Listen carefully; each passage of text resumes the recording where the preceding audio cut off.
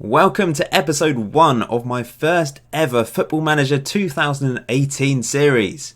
As you can see, I've decided to manage Napoli on the FM18 beta. Now, as it is only the beta and it's 2 weeks until full release of the game, this save will probably only run for about 1 or 2 seasons. So it's just a short-term series managing a big Italian team. I've gone for something a bit different. I generally manage English teams, and especially for the beta I tend to pick a big English team, but I've decided to go abroad. I've gone to Italy to take on the challenge in Napoli. I really like their style of play in real life. They've got some cracking players, and it should be a relatively easy save as they are a big team. We'll probably finish second or third in the league, probably behind Juventus, but that's the challenge, isn't it? Try and defeat Juventus and finish top of the table. Now, if you're looking forward to this series, please smash that like button. It'd be much appreciated. And if you've just stumbled across this channel for the first time, please hit that subscribe button. That would also be very much appreciated. There's going to be lots of Football Manager 2018 content coming this year from me. Haven't decided my main save yet. I'm still open to suggestions for that. I've got a few ideas in the back of my mind. As I said, this will just be a short-term series, and then when the full game comes out, I will start my main series. There'll also be FM18 experiments and tutorials, perhaps some draft series, and some other things as well throughout the year. Now then, this first episode, it's just going to be an introduction to FM18 really. I'm going to play a match against the under-20s. That's what I tend to do at the start of a new save, take on the youngsters, see what my team's all about, get to know the players. But I think you guys probably want to know what the game is all about this year, the new features. Have a look at them, because this is episode 1 of a series that's come out on the day of the beta release. You want to see if it's worth buying the game, I suppose. That might be why you've clicked on this video. You might have clicked on this video because you're a Napoli supporter, buongiorno, or you might just want to be entertained. I'll do my best. So Napoli has a pretty strong squad. I really like the likes of Hamzik, Mertens. Gotta love a Belgian, haven't you? Belgian players are just insane at the moment, and Mertens, he was nominated for the World Player of the Year, wasn't he? In the top 25. He is an exceptional talent, real goal scorer, and will be very important for this team, I'm sure. Lorenzo Insigne, the Italian, 26 years old. Didn't realise he was that old now, but he's an exceptional player as well, isn't he? Good midfielders in here with Allen and Jorginho, Zielinski as well, the Pole. Strong defence. Koulibaly, cracking play. Diawara in defensive midfield. Albiol, the Spaniard at the back. Kirichez as well. Pepe Reina in goal. 34 years old now. Perhaps goalkeeper I could improve. He's a good option at the back, but perhaps I would want to get an improvement at some point. I don't know how much money I've got. Let's just have a look to see. Now, this is the first day of the save. I've started the earliest date in Italy. We've got 14.2 million to spend, so there is a bit of time to spend money before the start of the season, but we don't have a huge amount of money. However, maybe I will fine-tune the team. It is quite a large squad. I think we've got a lot of midfielders, and the tactic I'm going to be playing, you'll see more of this in a video that I will release very soon, but this is the tactic I have selected. It's very similar to something you will see in the next couple of videos uploaded on this channel. I've just mirror imaged it. You might think it's a bit weird. It's like an asymmetric tactic. Obviously we've got the inside forward on the left a lot further up the field compared to the right midfielder here. So maybe it's a little bit odd looking, but I like an odd tactic. I like to try different things, and I think this could be very effective with this Napoli team. We don't have natural ball-playing defenders, but Koulibaly and Albiol both can do that job just about, I think. So we'll be okay. The sweeper keeper, though, I'm not sure Reina is a sweeper keeper, naturally. Although, no, he is. He is naturally a sweeper keeper, but on attack, maybe we'll try that then. Stick it on attack. Pepe Reina as an attacking sweeper keeper. You guys probably want to see the new features, don't you? So let's go down the main features of the game. We've got this new dynamic system in place, where we've got this hierarchy here of influential players. Who has influence over the rest of the squad? So you've got the team leaders. We've got the captain, who is Hamzik. We've got Zuniga and Insigne as well as team leaders in those social groups, I suppose. They have high influence over everyone else. You've then got the highly influential players. We've got lots of players in that. I think this will be good. I don't know if they will challenge each other influence-wise, because there's a lot of strong characters in the team. Is it a good idea to have lots of other players and then just a few team leaders that can have control, like a dictatorship? Or is it good to have like this spread of influence? I don't know. We'll find out how this dynamic system has an impact on Football Manager 2018, I suppose. I think it could be very beneficial in creating a more realistic approach to football, because social groups and influential players, they do play a big part in football these days, don't they? However, I think it could be problematic in that you might have a lot more players coming to you saying they want first team football, and you might end up upsetting the whole team and then getting sacked. Let's hope that doesn't happen. But happiness does link in with all of these things, as you can see here. There's variety of things that can make them happy or sad. Training, treatment, club, management, playing time. Then you've got the overall happiness over here, the morale as well. So this could be an intriguing feature on the game. Then you've got the usual team meeting, which was on previous games. So this has just visualised the background of what we saw on previous games where players would be unhappy, but it's just making it a bit easier to visualise, basically. We've also got a new medical centre. Sports scientists are going to become actually useful now on the game. They're not just going to be useless lumps of clay doing nothing in the team. They actually will tell you risk assessment wise how players are more likely to be injured more than others, because they've got a high injury susceptibility. They might be injury prone, or they might have just had an injury, so they'll let you know about their condition and threat to injury in the next game, that sort of thing. It's good to be able to see injury history as well, so as the days go by it will build up a history of the injured players throughout the season, which is something I really wanted for quite a few years. So I'm pleased that's been included into, in fact this is it, season summary, so it will show how many days a player has been injured throughout the season, so that's really good to see. Scouting has changed. Now I've already done one thing on this save, because previously we didn't have a World Youth package. What I did was I clicked here on player search, then I clicked on this here, and you can select different packages. It costs a different amount of money, so as the default for Napoli was, it was on Italy, covers players in that nation for the youth package. I've decided to just go full on and go for the world package, try and pull in as many really good world-class or potentially world-class players by looking out for those wonder kids worldwide, because we've already got the world package for the senior squad, but I wanted that for the youth squad as well. I guess the other major changes is this tactics thing here. There's new team instructions, there's new player instructions, but I quite like this analysis thing. So it's already preset to turn on, you can turn it off, but it just shows you where on the pitch you are weak. If, for example, I move this guy here, it shows that we're weak in the defensive midfield area. So that's why I've kind of gone for this formation. I will talk about this more in an upcoming video where I explain this tactic in more details, but that is the reason why I've kind of gone for this formation. It just covers all aspects of the pitch. Right then, I'm just going to whiz through all the introduction stuff. I still haven't had the team meeting, so I'm going to do that. I don't think there's any differences here.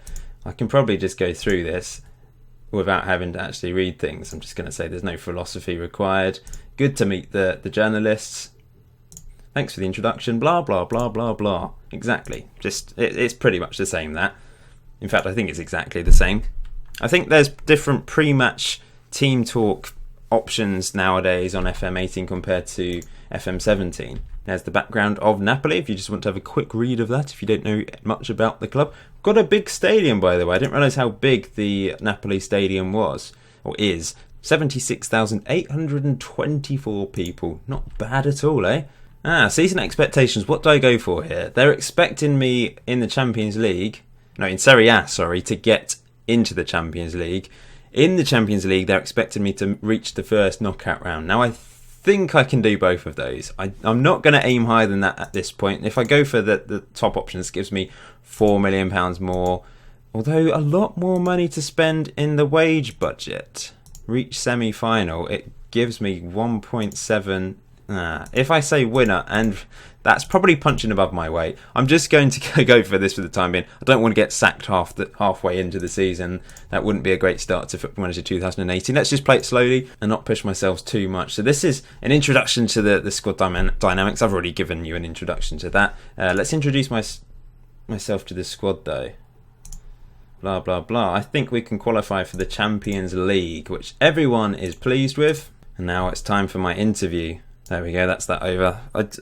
All the questions and stuff, it is kind of one of the most boring parts of Football Manager in my eyes. It's so repetitive. I'm not really sure what they could do to change it up though. In real life, questions are repetitive. Managers, players, they always ask the same stuff. They always give the same cliche answers, don't they? So I guess it is realistic in that respect. So this is a new thing for FM18. You get a pre-match tactical briefing reminder. So you go into your team, you handle the brief, and you can get your assistant to do that. I'll probably ask him to do that after a while, after this gets a bit boring. But basically, you can select a preliminary squad. So at the moment, you can see I've selected the squad. And here they are on the left-hand side. We've got the substitutes and the rest of the squad. And you just need to give them a team talk, essentially, a pre-match team talk, before you even go into the stadium, I suppose. This is at home. This is during training, I guess. And you can focus on different things. So these are the team instructions I've currently got, but you could edit the instructions for this particular match and say, I want to focus on this. You can just focus on what you currently have. So what I'm going to say is, I want to build more familiarity with the tactic that I have selected. And that's a good reaction from everyone, apart from Marco Rog. He hasn't got a thumbs up, and the two players that have been left out of the squad. Match preview then. So this is all changed. The FM18 match day experience is very different. There's a new graphics engine. Don't confuse that with match engine. That is different, but it's graphically represented differently, as you will see as we click through. Now episode 2 will be the start of the Serie A season, so I'm going to play through all the friendlies. I'll make some transfers, hopefully players will come and go, and at the start of episode 2 I will basically introduce you the squad.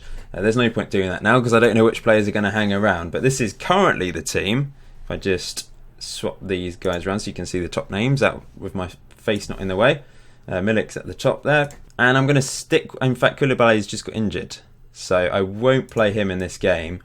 I'm going to play Kirichez, I think, in this match. It's only against my under-20s. It really doesn't matter. In fact, Kirichez does suit ball-playing defender. That is his natural role.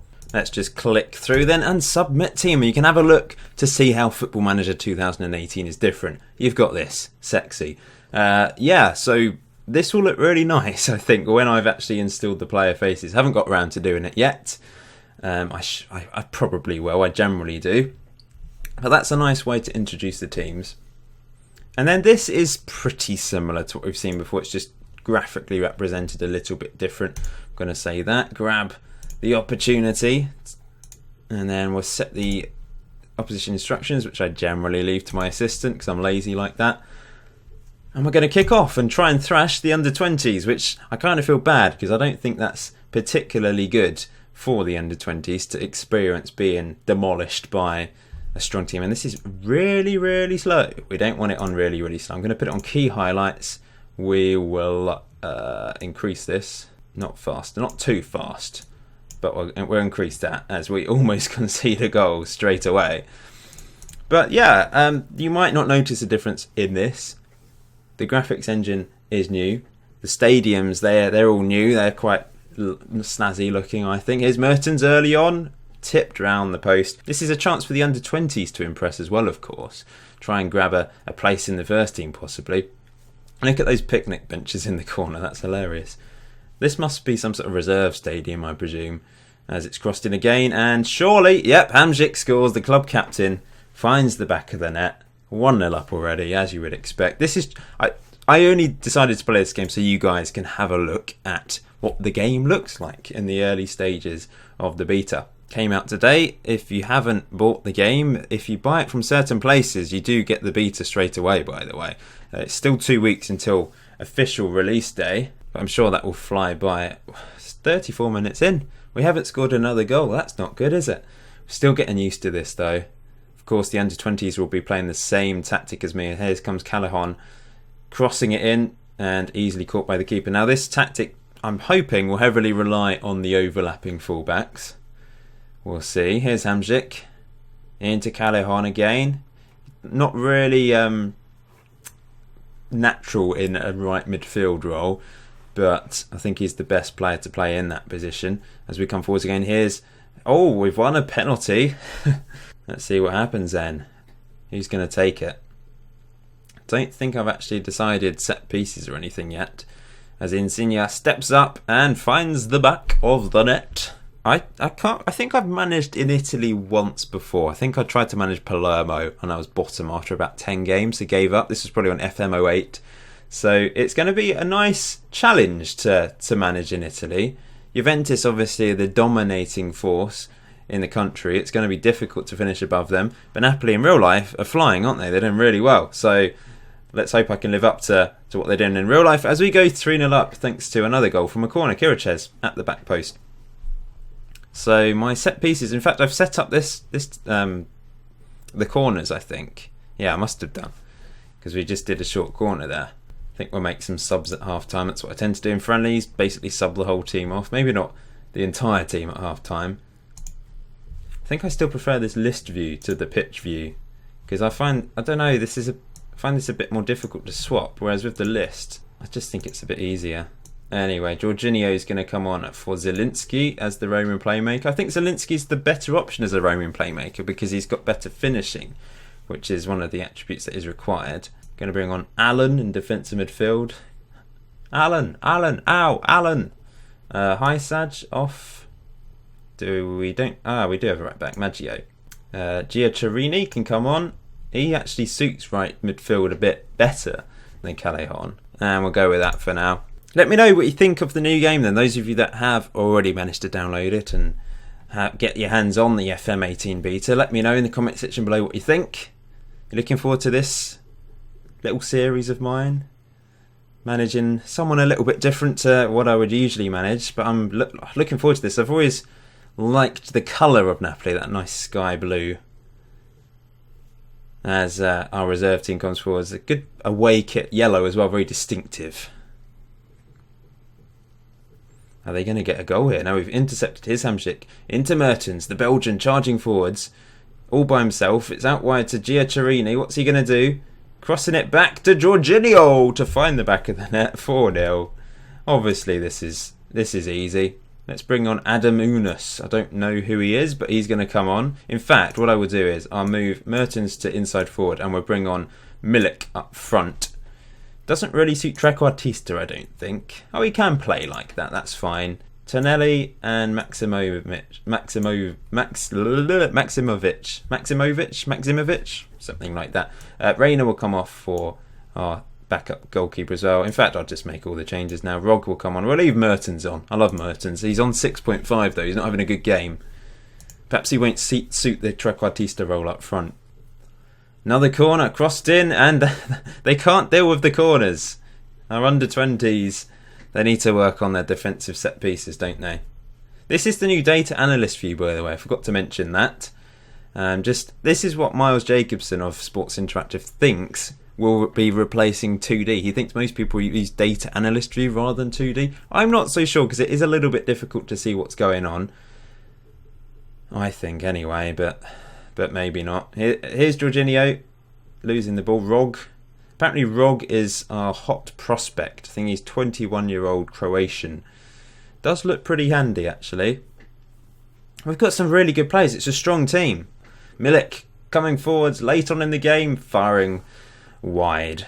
Well, it's been a comfortable win, hasn't it, against our under-20s, as I would expect. Not a huge amount of intensity from us, as it's early pre-season for Italy especially. Probably only just come back from their holidays. Still in their flip-flops, but they managed to win 5-0 against some poor lads who are still in school. Well, thank you for watching episode 1 of my Napoli save. Please hit that like button if you haven't done so already. I'm not going to set a likes target, but it'd be great if we could get as many as possible for the start of this series, for the start of my first Football Manager 2018 series. There's going to be lots of videos coming over the next year, and I hope you're looking forward to it. Over the next couple of weeks, I will be playing through the first season with Napoli. Hopefully, I can challenge Juventus at the top of the league and do as well as possible in the Champions League as well. That would be very nice. Episode 2 will be out shortly. Enjoy Football Manager 2018, guys. I'll see you very soon.